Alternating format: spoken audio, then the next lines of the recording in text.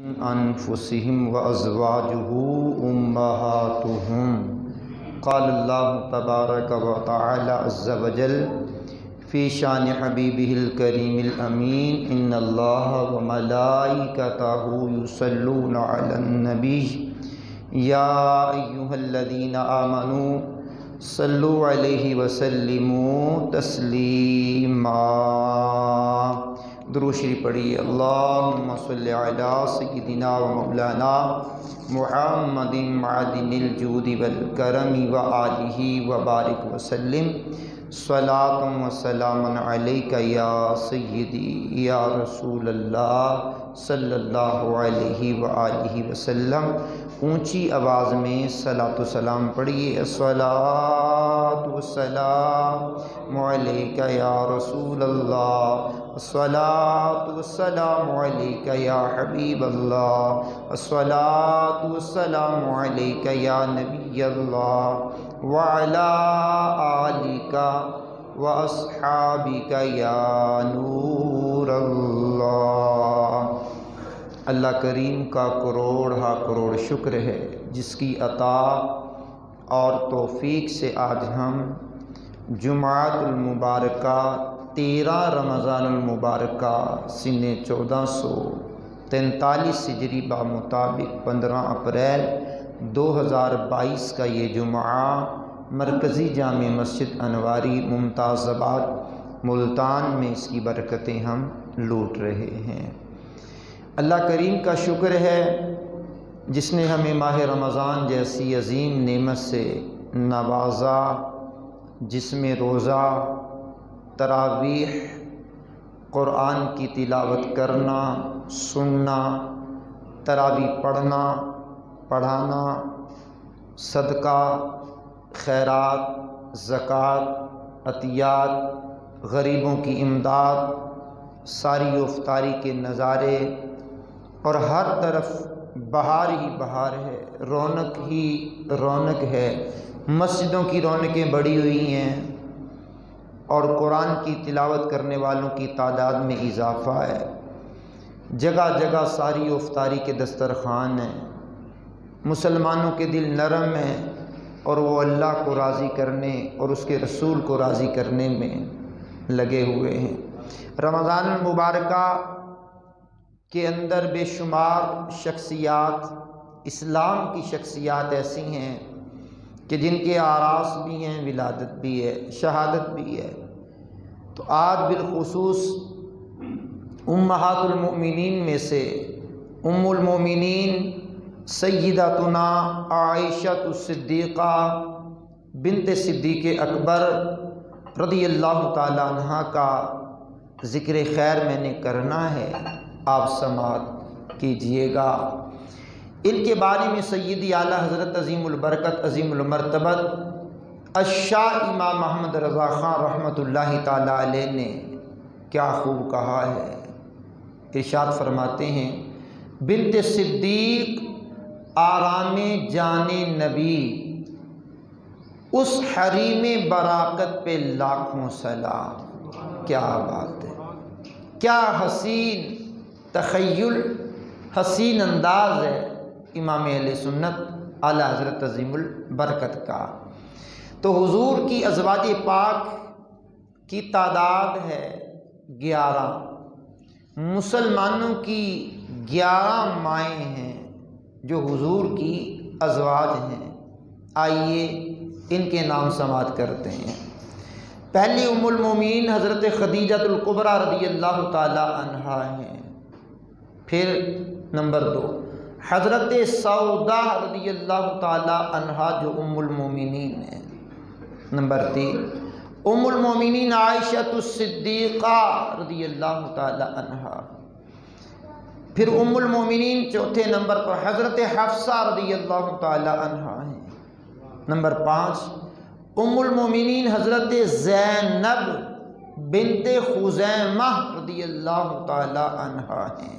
Number 6 حضرت ام حبیبہ رضی اللہ تعالی عنہا ہیں۔ نمبر 7 حضرت ام المومنین زینب بنت جہش رضی اللہ تعالی عنہا۔ 8 ام المومنین حضرت جویریہ رضی اللہ تعالی عنہا۔ نمبر 9 ام المومنین حضرت ام حبیبہ رضی اللہ تعالی عنہا ہیں۔ نمبر 10 حضرت ام المومنین حضرت صفیہ رضی اللہ تعالی عنہا ہیں۔ نمبر 11 ام المومنین حضرت میمونہ رضی اللہ تعالی عنہا ہیں۔ 11 ازواج نبی صلی اللہ علیہ وآلہ وسلم ہیں۔ ان میں سے 9 ازواج ایک ہی وقت میں حضور کے نکاح میں رہی ہیں۔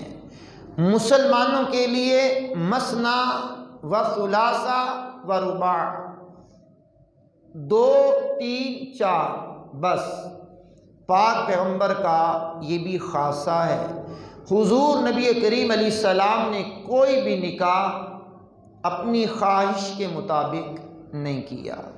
تمام نکاح اللہ کی مرضی حکمت کے تحت نکاح فرمائے، اور دین کی سربلندی، دین کے عروج، دین کی ترویج و اشاعت اور خواتین تک اسلام کے مسائل کو پہنچانے کے لیے، مختلف قبائل میں دین کا کام کرنے کے لیے مختلف قبیلوں میں آپ نے نکاح فرمائے، تاکہ اسلام ترقی کی راہیں ہموار کرتا ہوا عروج کی منزلوں تک پہنچ جائے۔ تو آج اس ہستی کا ذکر خیر کرنا ہے۔ اس ہستی کا ذکر خیر ہم کریں گے جو خوف خدا، عشق رسول، فہم قرآن و حدیث، تفسیر، تشریح، فقہ، فتاوی، فصاحت و بلاغت، عبادت و ریاضت، اطاعت و اتباع، سخاوت، فیاضی، بہادری، جرت، زہد و قناعت، شکر، عاجزی، انکساری، گریہ ازاری، خودداری، ماتحتوں پر شفقت، غریبوں کی امداد کا بے مثال اہتمام، عفت، پاک دامنی، شرم و حیا وغیرہ، ان تمام اوصاف کو اگر ایک خاتون میں دیکھنا ہو تو وہ عظیم ہستی ام المؤمنین عائشہ الصدیقہ بنت صدیق اکبر ہیں۔ اتنے اوصاف حمیدہ کی حامل ہستی کو کہا جاتا ہے ام المؤمنین عائشہ الصدیقہ بنت صدیق اکبر رضی اللہ تعالی عنہا۔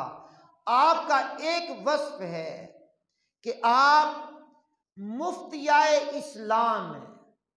آپ نے مفتی اسلام تو سنا ہوگا، مفتیہ اسلام ہیں، اور پہلی مفتیہ اسلام ہیں جنہوں نے مفتیہ اسلام کا لقب پایا۔ صرف لقب ہی نہیں، لقب ان کے کام کے مطابق ہے اور کام لقب کے مطابق ہے۔ تو ام المومنین عائشہ الصدیقہ بنت صدیق اکبر رضی اللہ تعالی عنہا مفتیہ اسلام کے مبارک منصب پر فائز تھی۔ آئیے ان کی چند جھلکیاں سماعت کرتے ہیں۔ آپ رضی اللہ تعالی عنہ کے بارے میں حضور پر نور خاتم المرسلین سید المرسلین صلی اللہ علیہ وآلہ وسلم کا مبارک ارشاد ہے، فرمایا تم اپنا 2/3 دین اس حمیرہ یعنی ام المومنین عائشہ الصدیقہ سے حاصل کرو۔ اگر دین کو 3 حصوں میں تقسیم کیا جائے تو 2/3 دین ام المومنین عائشہ الصدیقہ سے سیکھنے کا حضور ارشاد فرما رہے ہیں۔ تو لبرل ازم کے لوگ، سیکولر لوگ، جنہوں نے اسلام کے خلاف پروپاگنڈا کرنے میں کوئی کسر نہیں چھوڑی، آئے دن اسلام اور بانی اسلام پر نکتہ چینی کرنا ان کا محبوب مشغلہ ہے۔ کبھی اسلام کی عبادات پر تمسخر اڑاتے ہیں، کبھی اسلام کے شعار کا تمسخر اڑاتے ہیں، کبھی اسلام کی تعلیمات کا تمسخر اڑاتے ہیں، کبھی پردے پر تان کرتے ہیں، کبھی خواتین کے حقوق کی بات کرتے ہیں کہ خواتین کے حقوق اسلام ادا نہیں کر رہا۔ میں نے کہا بانی اسلام سے پوچھئے، بانی اسلام ایک خاتون کی بات کر رہے ہیں کہ 2/3 دین تم اس حمیرہ ام المومنین عائشہ الصدیقہ سے سیکھو۔ یہ بانی اسلام کی تعلیمات ہے، اور اس میں ام المومنین عائشہ الصدیقہ بنت صدیق اکبر، جن کا وصال 17 رمضان المبارکہ کو ہوا ہے، ان کے بارے میں حضور کا ارشاد فرمانا عورتوں کی عزت بڑھانے کے لیے ہے، عورتوں کا مرتبہ بڑھانے کے لیے ہے، عورتوں کی تکریم بڑھانے کے لیے ہے، عورتوں کی تکریم کرنے کے لیے ہے، عورتوں کی سر بلندی کے لیے ہے کہ عورتیں بھی دین کی مفتیاء اسلام بن سکتی ہیں، محدثہ بن سکتی ہیں، مفسرہ بن سکتی ہیں، معلمہ بن سکتی ہیں، فقیہ بن سکتی ہیں، عالمہ بن سکتی ہیں، فاضلہ بن سکتی ہیں۔ تو یہ منصب حضور نبی کریم علیہ السلام کے طفیل امہات المومنین میں سے ام المومنین عائشہ الصدیقہ کو بھی حاصل ہے۔ آئیے ان کے حوالے سے دوسری بات کرنے کی طرف بڑھ رہا ہوں۔ ام المومنین عائشہ الصدیقہ کے بارے میں حضرت عروہ رضی اللہ تعالی عنہ بیان کرتے ہیں، ارشاد فرماتے ہیں کہ میں نے لوگوں میں ام المومنین عائشہ الصدیقہ رضی اللہ تعالی عنہا سے بڑھ کر کسی کو قرآن، میراث اور حلال و حرام، شعر، اقوال عرب اور نسب کا عالم نہیں دیکھا۔ گویا حضرات و خواتین میں جتنی بڑی عالمہ، فاضلہ، ان چیزوں کی عائشہ الصدیقہ تھیں، میں نے کسی اور کو اتنا بڑا عالم نہیں دیکھا۔ یہ ان کا مبارک قول حضرت ام المومنین عائشہ الصدیقہ کی شان علمیت کو ظاہر کر رہا ہے، ان کی قرآن فہمی کو ظاہر کر رہا ہے، ان کی حدیث فہمی کو ظاہر کر رہا ہے۔ میراث کا علم، ہر عالم کو بھی میراث کا علم، یہ تقسیم کاری کا علم، باپ جو ترکہ چھوڑ جاتا ہے، ماں جو ترکہ چھوڑ جاتی ہے، اس کی تقسیم کاری کیسے ہوگی؟ ہر عالم کے پاس بھی اس کا علم نہیں ہوتا۔ حقیقی یہ علم مفتیاء اسلام ہو یا مفتی اسلام ہو، ان کے پاس اس کا علم موجود ہوتا ہے۔ چوتھے پارے کا جب یہ رکوع شروع ہوتا ہے، یوصیکم اللہ فی اولادکم للذکر مثل حظ الانثیین، یہ سارا رکوع میراث کے مسائل پر مشتمل ہے۔ اس کو کسی مفتی صاحب سے، عالم صاحب سے بندے کو سمجھ لینا چاہیے۔ اب آئیے حضرت سیدنا قاسم رضی اللہ تعالی عنہ بیان کرتے ہیں، ام المومنین عائشہ الصدیقہ بنت صدیق اکبر رضی اللہ تعالی عنہا، صدیق اکبر کے عہد میں، خلافت صدیقی کے دوران، اس خلافت کے عرصہ میں ام المومنین عائشہ الصدیقہ مستقل طور پر فتویٰ دینے کا کام کیا کرتی تھیں، لوگوں کو درپیش مسائل ان کا حل بتایا کرتی تھیں، لوگوں کو جن مسائل کا سامنا ہے ان مسائل کی طرف ان کی رہنمائی کیا کرتی تھیں، اور ان مسائل کی طرف لوگوں کی رہنمائی کر کے حقیقی اسلام اور بانی اسلام کے احکامات ان تک پہنچانے کا کام ام المومنین عائشہ الصدیقہ بنت صدیق اکبر رضی اللہ تعالی عنہا کیا کرتی تھیں۔ حضور نبی کریم علیہ السلام کے غلام بہت پیارے شخص ہیں، حضرت ابو موسیٰ اشعری رضی اللہ تعالی عنہ، بڑے مشہور صاحب ہیں یہ۔ انہیں یمن کا حضور نبی کریم علیہ السلام نے حاکم بنا کر بھی روانہ کیا تھا، اور یہ بہت بڑے فقیہ تھے۔ یہ فرماتے ہیں کہ ہم اصحاب رسول صلی اللہ علیہ وسلم و رضی اللہ تعالی عنہما کو جب کوئی کسی بات میں کوئی مشکل پیش آتی تو ہم ام المومنین عائشہ الصدیقہ کی بارگاہ میں حاضری دیتے، ان سے پوچھا جاتا تو ان کے پاس اس مشکل کا حل موجود ہوتا۔ اونچی آواز میں سنائیے۔ اتنے بڑی عالمہ کہ صحابہ بھی اپنے دور میں ان کی طرف رجوع کیا کرتے، مسائل کا حل ان سے دریافت کیا کرتے۔ اتنی بڑی مفتیہ اسلام کا انتقال پرملال 17 رمضان المبارکہ کو ہوا ہے۔ آج 13 رمضان المبارکہ کو ہم ان کی بارگاہ میں خراج عقیدت پیش کر رہے ہیں۔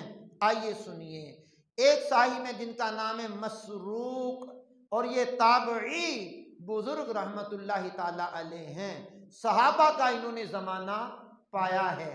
آپ فرماتے ہیں کہ میں نے رسول اکرم صلی اللہ علیہ وسلم کے اکابر صحابہ کرام کو وراثت کے مسائل ام المومنین عائشہ الصدیقہ سے دریافت کرتے ہوئے دیکھا ہے۔ کیا بات ہے! مسائل کی دنیا میں ام المومنین کا مقام، ام المومنین کا مرتبہ کمال کی حد تک پہنچا ہوا ہے۔ اب قرآن کے علم، تفسیر کے علم اور فقاہت کا علم، اس کے ساتھ ساتھ میراث کا علم، اب حدیث کے علم کی جب بات کرتے ہیں تو یہ عظیم محدثہ بھی نظر آتی ہیں۔ ان سے مرویات احادیث جو ہیں محدثین نے لکھا ہے اور آپ کے سیرت کاروں نے لکھا ہے، ان سے جو مرویات حدیثیں ہیں 2210 احادیث ام المومنین عائشہ الصدیقہ سے مرویات ہیں۔ بخاری و مسلم کو کہتے ہیں متفقن علیہ، متفقن علیہ میں 174 احادیث مبارکہ ان سے مروی ہیں، اور خالی بخاری میں دیکھیں تو 54 احادیث ان سے مروی ہیں، مسلم میں دیکھیں تو 68 احادیث ان سے مروی ہیں، بقیہ دیگر کتب احادیث میں ان کی مرویات موجود ہیں جو انہوں نے حدیثیں روایت فرمائی ہیں۔ اس اعتبار سے دیکھیں تو یہ بہت بڑی محدثہ نظر آتی ہے۔ مفتیہ اسلام کہلانے والی یہ خاتون ام المومنین عائشہ الصدیقہ بنت صدیق اکبر ہیں۔ اتنا بڑا علمی کمال حاصل کرنے کے ساتھ ساتھ ان کو عبادت کے اندر ذوق، عبادت کے اندر شوق، عبادت کے اندر محبت، عبادت کے اندر لگن، عبادت کے اندر دلچسپی، عبادت کے اندر ان کا وقت کا بسر ہونا اس بات کی طرف اشارہ کرتا ہے، دلالت کرتا ہے کہ علم کے ساتھ ساتھ عمل، عبادت، ریاضت یہ اللہ کے مقبولان بارگاہ کا خاصہ ہے، چاہے وہ خاصہ خواتین میں ہو، چاہے وہ خاصہ حضرات میں ہو، یہ بہت بڑا خاصہ ہے۔ آئیے ام المومنین عائشہ الصدیقہ بنت صدیق اکبر کی کچھ عبادات کے حوالے سے سماعت کرتے ہیں۔ آپ رضی اللہ تعالی عنہ فرائض واجبات کے ساتھ ساتھ نفلی عبادات استقامت سے بجا لانا آپ کی امتیازی شان تھی۔ آپ کو عبادت سے بہت محبت تھی اور ہر سال حج کیا کرتی تھی۔ اللہ اکبر! حجاج کرام تیاریوں میں ہیں اور عمرہ کرنے والے ہیں، عمرہ کرنے کی سعادتیں پا رہے ہیں، اور عمرہ کرنے والے مکہ المکرمہ زادہ اللہ شرف و تعظیمہ اور مدینہ المنورہ کی پاک سرزمین پر پہنچ کر کے برکات لوٹنے میں مصروف عمل ہیں، بغیر کسی شرائط کے، بغیر یہ جو کرونا کے معاملات تھے ان کی پابندیوں کے بغیر حج و عمرے کی اجازتیں ملی ہوئی ہیں۔ اللہ کرے حج و عمرہ کی سعادت ہمیں بھی نصیب ہو جائے۔ بلند آواز سے آمین کہیے، بڑی مہربانی جناب۔ آئیے سنیے، رمضان المبارکہ میں تراویح کا خاص اہتمام کرتے ہیں ہماری خواتین، جن کو گھروں میں نماز تراویح پڑھنے کا حکم ہے، اور نماز تراویح ان کو بھی پڑھنی چاہیے، تراویح کا اہتمام کرنا چاہیے۔ سستی کی نظر تراویح کے وقت کو نہیں کرنا چاہیے، چاہے مرد ہوں چاہے عورتیں ہوں۔ تراویح سنت مؤکدہ اور ترک کرنے والا گناہگار، جماعت سنت مؤکدہ علی الکفایہ، اور صحیح درست قرآن پڑھنے والے کے پیچھے تراویح پڑھنے کا ضرور اہتمام کیجئے اور ڈھیروں ڈھیر ثواب کمائیے۔ رمضان المبارکہ کے پچھلے جمعے سے پچھلے جمعے میں نے تراویح پڑھنے والوں کی اہمیت اور اس کے ثواب کا بیان کیا تھا۔ آئیے میں ام المومنین عائشہ الصدیقہ کی عبادت کا ذکر کر رہا ہوں۔ آپ تراویح کا خاص اہتمام فرماتی اور تراویح کے اندر دلچسپی سے کام لیتی، اور ہماری آج کی خواتین تراویح کے وقت میں شاپنگ سینٹروں میں، گلیوں میں، بازاروں میں گھوم پھر رہی ہوتی ہیں، اور نماز تراویح کا کوئی اہتمام نظر نہیں آتا۔ گھر میں خواتین کے جب مصلے بچھ جاتے ہیں تو چھوٹی بیٹیاں، چھوٹے بیٹے بھی مصلوں میں آ کر کے کھڑے ہو جاتے ہیں، تو یہ وہ پہلی گود ہے ماں کی جو درسگاہ ہے۔ یہاں سے نماز پڑھنے کا اگر اہتمام ملے گا، تراویح کا اہتمام ملے گا، تو بچوں اور بچیوں کی تعلیم و تربیت میں ہمیں خاصی مدد ملے گی۔ آئیے ام المومنین عائشہ الصدیقہ بنت صدیق اکبر کا ایک وصف اور بھی سماعت کریں۔ آپ رضی اللہ تعالی عنہا نماز تہجد، اشراق، چاشت اور نفلی نماز و نفلی روزوں کی کثرت سے پابندی کیا کرتی تھیں۔ آئیے کچھ روایات سماعت کرتے ہیں۔ حضرت عبد الرحمن بن ابو بکر رضی اللہ تعالی عنہما عرفہ کے دن فرماتے ہیں، میں نے ام المومنین عائشہ الصدیقہ کے پاس جب آیا تو اس وقت آپ روزے کی حالت میں تھیں، گرمی کی شدت سے اپنے اوپر پانی چھڑک رہی تھیں، پانی سے ٹھنڈک حاصل کر رہی تھیں۔ تو کہتے ہیں میں نے عرض کیا آپ روزہ توڑ دیجئے۔ اللہ اکبر، آپ روزہ نفلی ہے، توڑ دیجئے، اتنی شدت ہے گرمی کی، روزہ توڑ دیجئے۔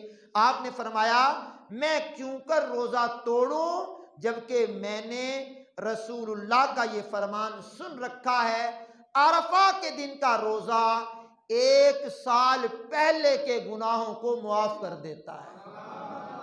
بھائی یہ روزہ فرض نہیں ہے، عرفہ کا نفلی روزہ ہے، عرب کی گرمی ہے، شدت ہے، میدان عرفات ہے، شدت کی گرمی ہے، اور عرب کی گرمی تو آپ جانتے ہیں نا، عرب کی گرمی کتنی مشہور ہے۔ عرب کی گرمیوں کے اندر شدت کا روزہ، شدت کی گرمی اور نفلی روزہ ام المومنین عائشہ الصدیقہ رکھے ہوئے ہیں۔ اور میں نے کہا آج تو اچھے خاصے ہٹے کٹے افراد بھی روزہ رکھنے سے کتراتے ہیں، میرے کام کی زیادہ مشقت ہوتی ہے، میں جو کام کرتا ہوں اس کام کے اندر روزہ رکھنا مشکل ہے۔ میں نے کہا چھوڑ دیجیے ایسا کام، آواز کم ہو گئی ہے نا، چھوڑ دیجیے ایسا کام، کھائیں گے کہاں سے؟ میں نے کہا جس مالک نے پیٹ میں بھی کھلایا ہے، وہاں تو کوئی کام نہیں کرتے تھے، کھلایا، جب پیدا ہوئے تو کوئی کام نہیں کرتے تھے، کھلایا ہے، پھر ماں باپ کے دلوں میں رحم ڈالا، پھر کھلایا، اب جوان ہو گئے ہیں تو شریعت کا پاس کیجئے جناب، روزہ خوری سے جان چھڑائیے، روزہ رکھنے کی ترکیبیں کیجئے، غیر شرعی عذر کے، بغیر شرعی عذر کے روزہ چھوڑنا جائز نہیں ہے اور جہنم میں لے جانے کا سامان ہے۔ تو نفلی روزے بھی ام المومنین رکھا کرتی، اللہ کرے کہ ہم فرض روزوں کا ہی اہتمام کرنے میں کامیاب ہو جائیں۔ آپ رضی اللہ تعالی عنہ کے بارے میں ایک اور روایت سماعت کیجئے۔ حضرت قاسم بن محمد رضی اللہ تعالیٰ عنہ کہتے ہیں حضرت عائشہ صدیقہ بلا ناغا نماز تہجد پڑھنے کی پابند تھی اور اکثر نفلی روزے رکھا کرتی تھیں۔ آج کل نماز تہجد پڑھنا بالکل آسان ہو گیا ہے۔ سحری میں تو اٹھنا ہوتا ہے، سحری میں اٹھ کر وضو کیجئے، نماز تہجد 2 4 6 8 جتنا مناسب ہو نماز تہجد کی ادائیگی کر لیجئے۔ ہو سکتا ہے رمضان المبارکہ کی برکت سے آئندہ سال بھی نماز تہجد کی پابندی کی ہمیں توفیق مل جائے۔ آئیے ایک اور روایت سماعت کیجیے اور بات کو اختتام کی طرف لیے چلتے ہیں۔ ام المومنین عائشہ صدیقہ رضی اللہ تعالی عنہا چاش کی 8 رکعتیں ہمیشہ پڑھا کرتی تھیں۔ اشراق کا وقت ختم ہونے کے بعد دعوائے کبرا زوال کے وقت سے پہلے یہ چاش کی نماز پڑھی جاتی ہے۔ اشراق کے ساتھ بھی ہم پڑھ سکتے ہیں۔ اللہ اکبر۔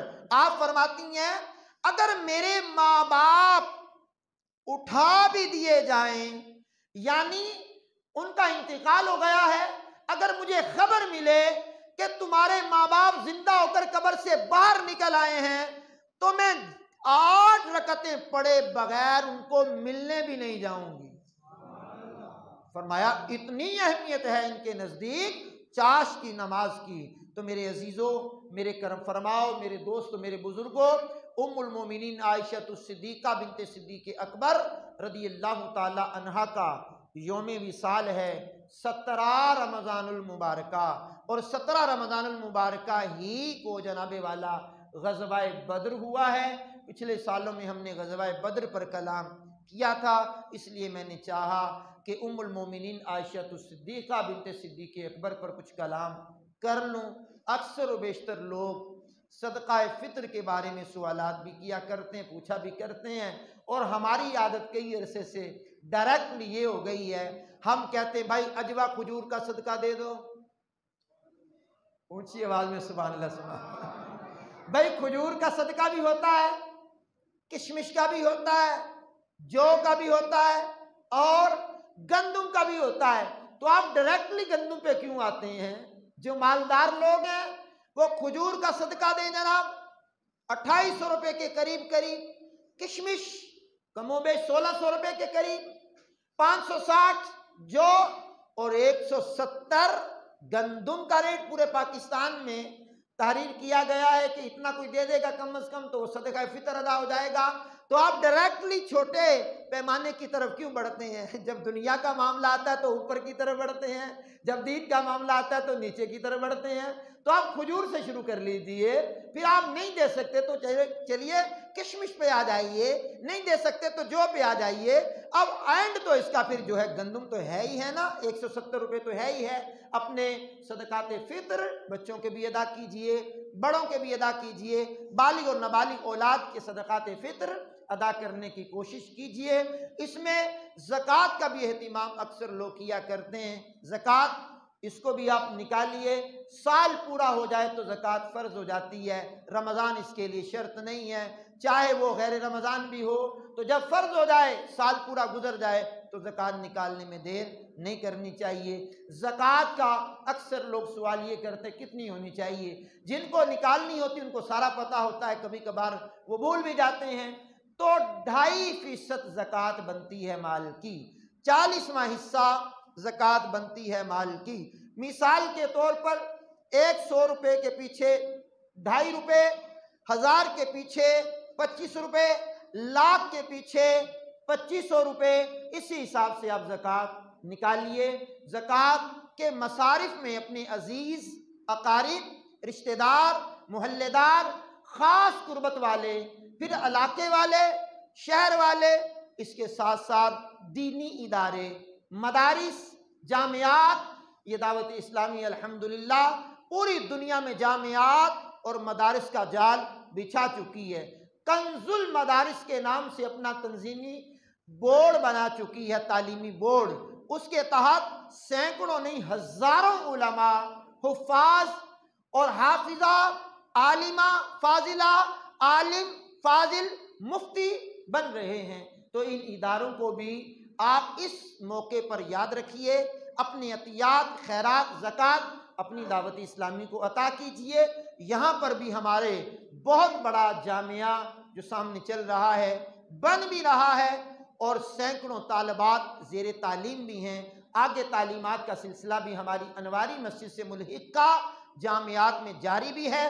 سامنے تعمیرات ہو چکی، اس کے سامنے تعمیرات کا سلسلہ جاری ہے۔ حاجی صاحب ہر جمعے کو اعلان کرتے ہیں، تو اس میں بھی آپ تعاون کا ہاتھ بڑھایا کریں۔ اللہ کریم میری آپ کی حاضری کو اپنی بارگاہ میں شرف قبولیت عطا فرمائے۔ وآخر دعوانا الحمد للہ رب العالمین۔